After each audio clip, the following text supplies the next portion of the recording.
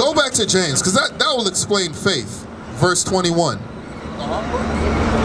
Was not Abraham, our father, justified by works when he had offered Isaac his son upon the altar? So Abraham, if you know the history of Abraham, he was justified by works. God gave Abraham the commandment to sacrifice his son.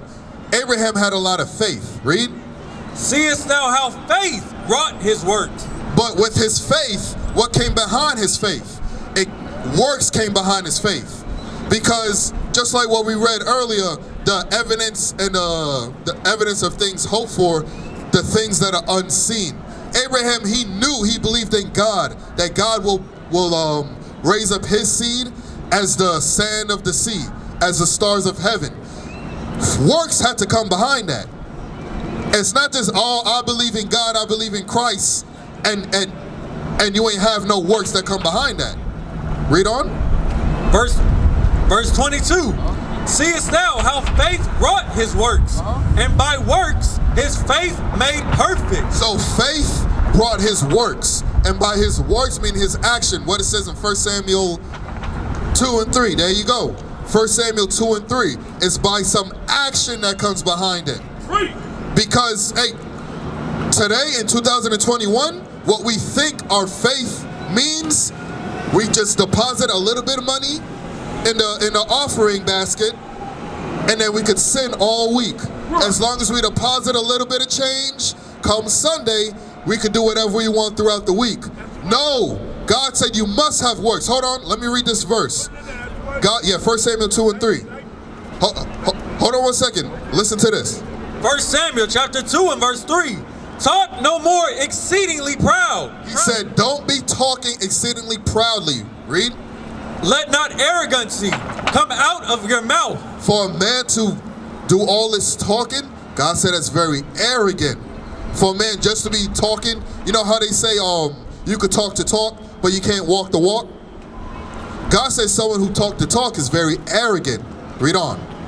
For the Lord is a God of knowledge, and by him actions are weighed. What is weighed? Actions are weighed. By him, by God, actions are weighed. Like with Abraham, his faith, he had a lot of faith, but his works were weighed. Go ahead. The works is getting him his tithes and offerings. Say again? The work is like getting him his tithes and offerings. So the works that Abraham did. That's it.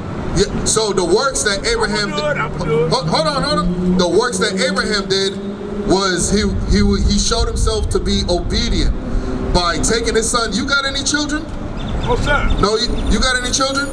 Imagine if God said, all right, I want you to take your son across the street and sacrifice him. You would feel like, God, what you talking about? This is my son. I'm not about to take my son. If you got any nieces and nephews, same thing. It's like, what are you doing? But Abraham had so much faith, he knew that God, he wouldn't do anything that was wrong.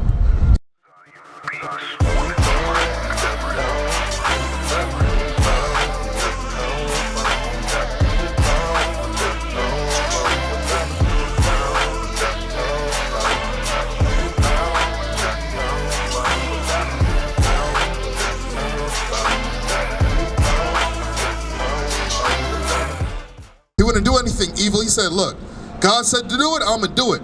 I'm going to take my son, and that's all what God wanted to see. Right. He wanted to see what was Abraham willing to do in order to serve me. Going to extreme lengths. We got to use that same example and apply to us today. Are we able to go to extreme length in order to please God? For instance, Deuteronomy, let's get some of God's laws. Let's start with Deuteronomy 22, verse 5, and then I want the fringes. Read. Deuteronomy chapter 22 and verse 5. Hey, what you say your name was? John? Charles? Charles. Or not the car. Okay, Charles, all right? I'm not the doctor, but put me out to my mother's birth. Charles Ford. Okay, I got you, Charles. She never married. She was homeless. She lived with her brother. Okay, Charles, I want you to listen to this.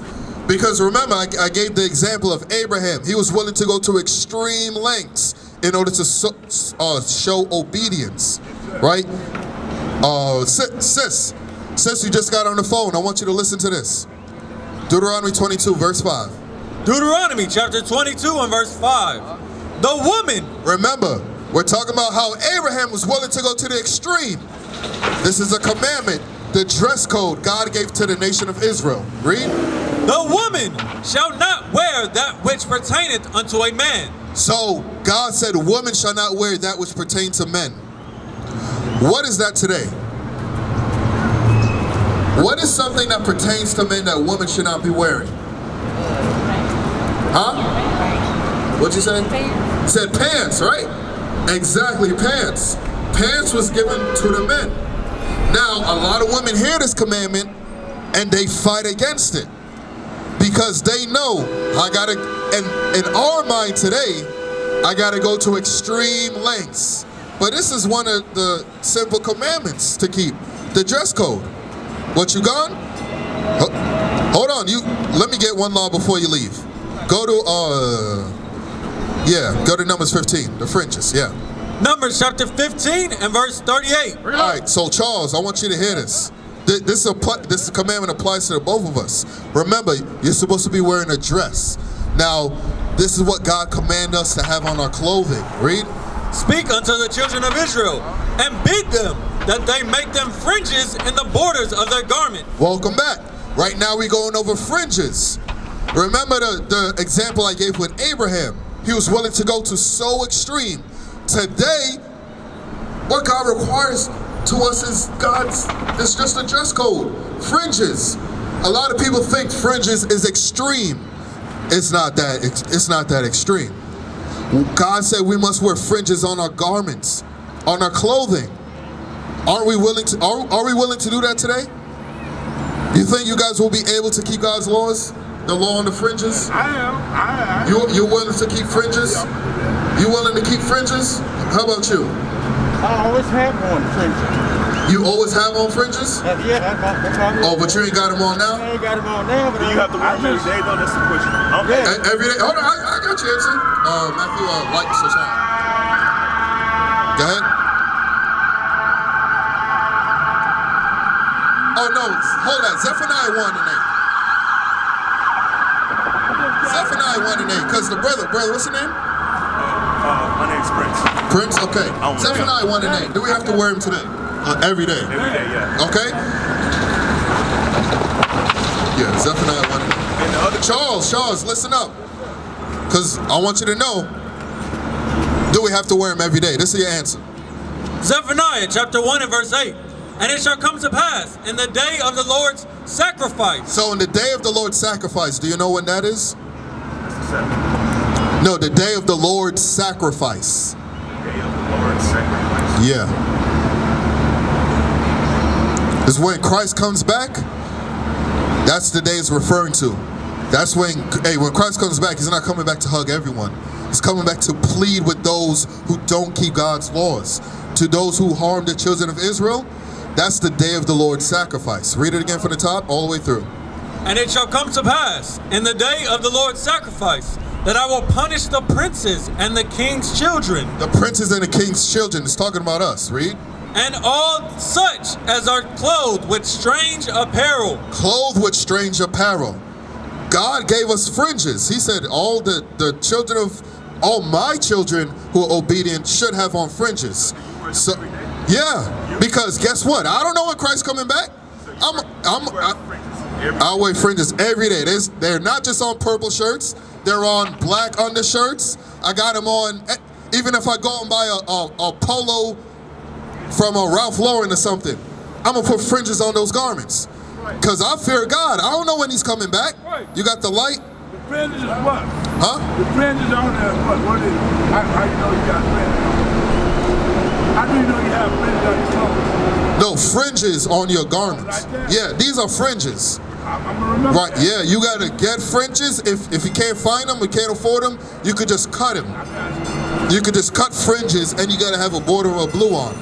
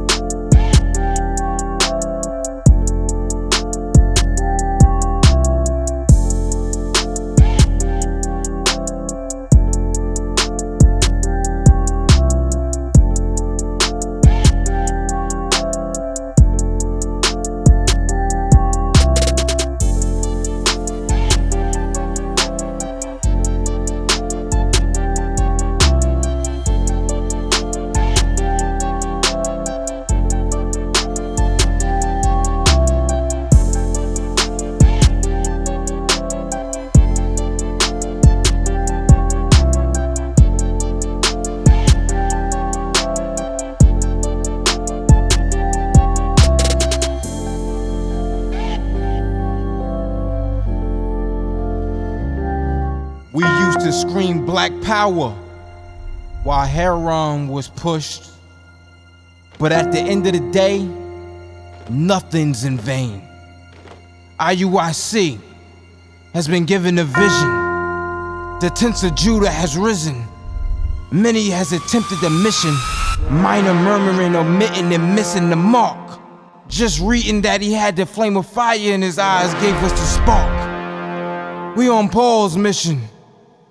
We out on the road, purple and gold, from Mexico, Cuba, Haiti, Ghana, Sierra Leone. 144,000 boots banging, concrete crackling. These are how men repented at heart. The scriptures is proof. IUIC, we deliver the truth.